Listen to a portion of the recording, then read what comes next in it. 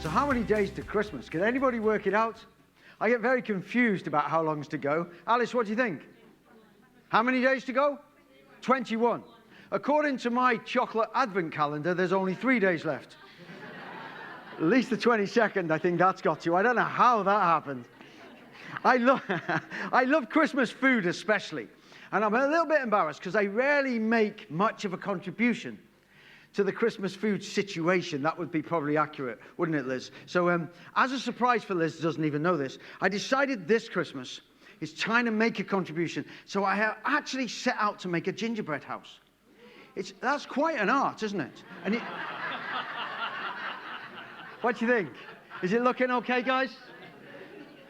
Very simple to make. Anything else I can do, Liz, to help this Christmas, just let me know. Actually, we better lose that picture, guys. Actually, what I really love most at Christmas is the absolute wonder of how much the birth of one baby child transformed this world of ours. The wonder of it, that a child could be born in a straw-filled manger and change everything for humanity forever. Jesus completely, forever, utterly, and brilliantly transformed the way that we talk to our Creator. Suddenly, our Creator God doesn't seem a billion miles away anymore. He's walking with us. He's walked the earth with us. His feet have trod the same dust as us. He understands our pain. He's wept our tears. He's walked on planet Earth. God has come to us. And it changes everything. And most importantly, we can hear his voice now. We can settle our hearts close to the heartbeat of God and know what he's feeling and hear what he's saying. Prophets dreamt of days like that.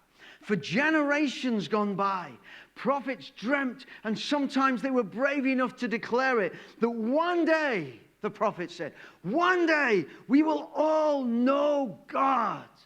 Not just a few religious people, not just a couple of powerful people, but one day all of us will feel the heartbeat of God and walk with him on the earth. Jeremiah 31 said it like this: looking ahead to the coming of Jesus, no longer will they have to teach their neighbors or say to one another, know the Lord, because now they will all know me, from the least of them to the greatest. Now they will all know me, from the least of them to the... That's what the baby born in the stable did for you and me. By his Spirit, you see, Jesus walks with you now. By your side. He guides you at the crossroads of life. He hears your sighs. He sees your dilemmas. He feels your pain. And he says, put your hand in mine and walk with me through your life. It was Christmas 1939 as war broke out across the world. That King George VI, the father of Queen Elizabeth, read these words to our trembling nation. I said to the man who stood at the gate of the year, give me a light that I may tread safely into the unknown. And he replied, go out into the darkness and put your hand into the hand of God. That shall be to you better than light and safer than a known way. So I went forth, and finding the hand of God, I trod gladly into the night. Finding the hand of God, I trod gladly into the night. My friend, that's who Jesus came to be. In a word, he's your counselor. He's your counselor. And he's absolutely wonderful at it. He's absolutely wonderful at being the counselor who walks by your side through your days and your nights. On our 4 Christmas Sundays this year, 4th, that's the day, 11th, 18th and the 25th of December, we're going to walk through the 4 great Christmas titles of Jesus. 1 week at a time. You know them so well. Let's have a look at them on the screen. These words you know so, so well. If I just read it together, I'll read a line, you say it after me. For us a child is born. To us a son is given. And the government will be on his shoulders. And he will be called Wonderful Counselor, Mighty God, Everlasting Father, Prince of Peace. When we meet together on Christmas morning, the 25th of December, we'll look together at Jesus, the Prince of Peace. When we meet here in the morning of the 18th, we'll be celebrating Christmas on the morning of the 18th, and we'll look together at Jesus, the Everlasting Father. Next Sunday evening for our 6 p.m. carol service, we'll look together at Jesus, Mighty God. And today it's my privilege to introduce you to Jesus, your Wonderful Counselor. Jesus, your Wonderful Counselor, because the wonder of Christmas is that someone is with us now every day of our lives. I learned something the other day about counseling. A fine young friend of mine who's graduated with a psychology degree and is seeking to train now as a doctor of psychology. He was telling me that as part of his training, he is seeing clients who've suffered large amounts of trauma. And he said this, he said, in the charity I currently work with, it's called Dose of Nature, we're learning to walk with people. And when I first heard it, I thought he meant metaphorically. I said, what did you mean? He said, when we see them, we walk together. I said, like, literally? He said, yeah, we walk together, outside, in the natural world, in beautiful places, through parks and open land. We walk, and as we walk, we talk.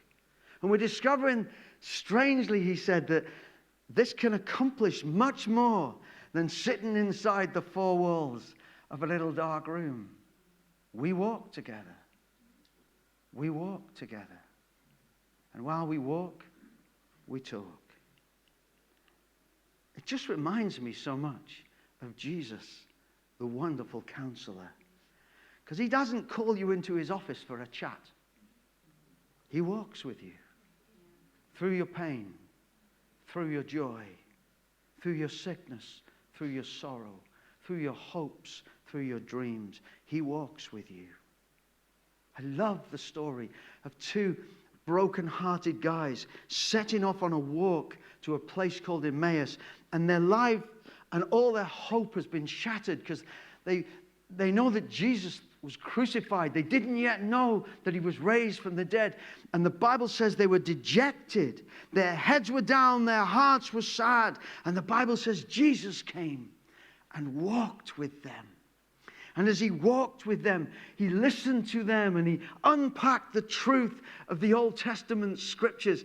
And as they walked those miles to Emmaus, when they got there, they said, "Come in and stay with us." So he sat around their table and he took bread and wine, and suddenly, even in his new resurrected form, they got it. They knew what had happened. And they said to one another, when he walked with us and when he talked with us, didn't our hearts burn within us? That's your Wonderful Counselor. That's your Wonderful Counselor. When you think all hope is shattered, he'll walk by your side. He'll come to your home. He'll listen to your story. He'll give you bread and wine. Feed your spirit.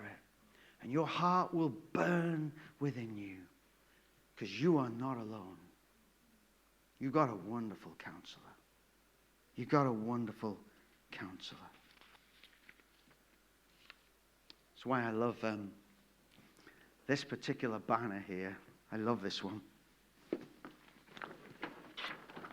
We have 5 mission statements in this church given to us prophetically. Feed the hungry, heal the broken, seek the lost, sow to the nations, live like family. And of all these pictures, this is the one I love so much.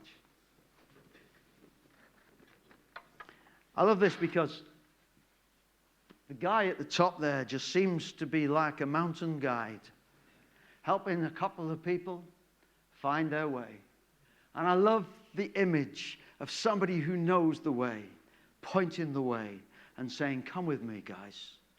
We're going to get through this mountain pass. We're going to find our way. That's Jesus, a wonderful counselor. He's your mountain guide. I read the other day about a remarkable guy who for 40 years has been the sole mountain guide to Snowdonia. Guys, we might have to just skip forward a couple. There we go. Let me introduce you to Andrew Roberts. That man's name is Andrew Roberts. For 40 years, he was a mountain guide to Snowdonia. He looked after 20,316 acres of mountainous national park, including 52 farms, the largest agricultural estate under the care of the National Trust. He built fences, improved footpaths, managed trees, looked after habitats. He planted personally over 7,000 trees. He created 2 very rare temperate rainforests up there in Snowdonia, one of which is now designated a site of special scientific interest. He looked after 29 Welsh mountain ponies. And above all, for his 40 years as a mountain guide, he guided countless people safely through the mountains. He came to people in distress. He got people home. He pointed out the best paths and the safe paths. Andrew Roberts is retiring now. He doesn't look it from behind, but I think he's 60. He's retiring now. But I know a mountain guide who will never retire. I know a wonderful counselor who will never retire. I know a wonderful counselor who was born into a straw-filled manger and changed our lives forever because he wants to walk with you. He wants to walk with you. And all I simply want to do today is let you know that whatever crossroads you're at, you don't make your decisions alone. He's with you, speaking supernaturally. It's fascinating to me that on the Christmas story, so Jesus is introducing us by his birth, his life, his death, his resurrection. He's introducing us to a new way of life where the voice of God is leading us and guiding us. And it's so interesting to me that the circumstances of his birth were filled with supernatural interventions, with God speaking to people, leading people supernaturally. I find it so interesting that because this is exactly what Jesus came to give us, a life where God breaks through and walks with us. Here's the Christmas story. Mary, young girl, suddenly an angel appears and communicates to her. Out of heaven, suddenly God gets through to a young girl and says, you're going to have a child who'll save the world. She tells her fiancé, Joseph, he's a bit understandably troubled by this, doesn't know what to do. And God breaks into his life supernaturally with a voice in a dream and said, it's all okay. This is me. It's going to be fine. Get married to Mary. This is all for good. They set off on a journey to Bethlehem, and suddenly the skies explode with light, and a choir of angels break out of heaven into earth to communicate to some humble shepherds to say something incredible's happening tonight in that little town down in the valleys. Go to Bethlehem and find the Savior of the world. This is God speaking supernaturally over and over and over and again. And roughly somewhere around about the same period, a star moves across the sky, and a band of wise men across the known world see the star in motion and set off to follow it. This is the supernatural God, constantly speaking, constantly leading, constantly guiding, even when the wise men got there to worship baby Jesus. They lay their heads down to sleep that night, and in a dream, God speaks to them and says, go home another way. Don't go see Herod like he asked you to. Go home this way. And the Bible says they went home a different way. Why? Because God was speaking to them, breaking into their lives, being a speaking God. And the whole story of Christmas is the story of God getting through to people. God speaking to people's hearts. God being the mountain guide to traveling people. God being a wonderful counselor to get everybody through. I just want to say this. God still does that stuff. He is a wonderful counselor. And he will speak when you need him to speak. I remember one day early in my life, I was working as a news journalist in the north of England. I got offered a job. It just seemed like the perfect job in so many ways. It was I'd have to relocate down south and it was a features editor role working for a national publication. I was thinking, this is a great job. This is what I really, really would love to do. And there was just one problem. Because I was at a crossroads. Because I had just been involved with two people in our local church planning something that seemed really important to us in our church up in Lancashire. We were planning a discipleship process that was going to ensure every single person who wanted some discipleship would be personally discipled. And I'd been planning this with two people. One was my best friend. His name is Dave. And the other was my father's friend. So my father was helping to lead the church with his friend Jeff.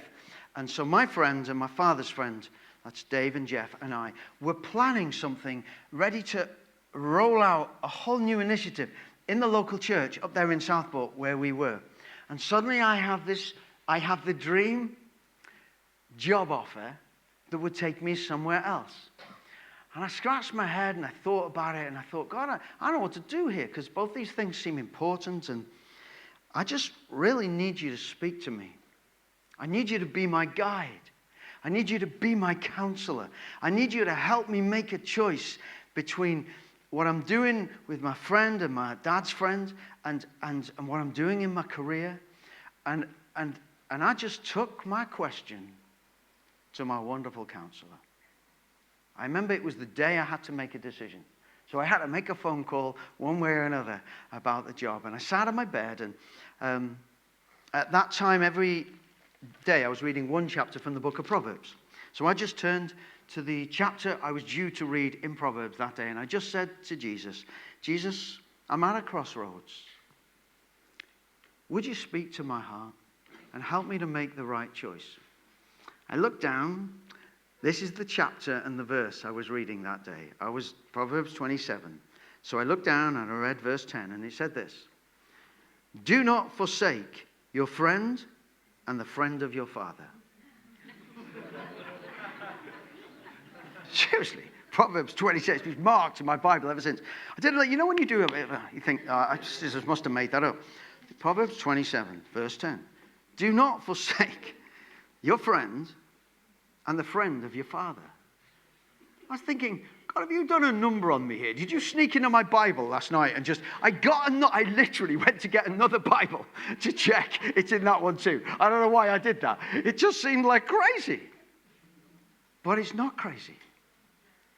Because we have a wonderful counselor. We have a wonderful counselor. And he will help you make your choices. When you need his voice, he'll be your voice. Because he's not a billion miles away. He's right by your side. He's right by your side.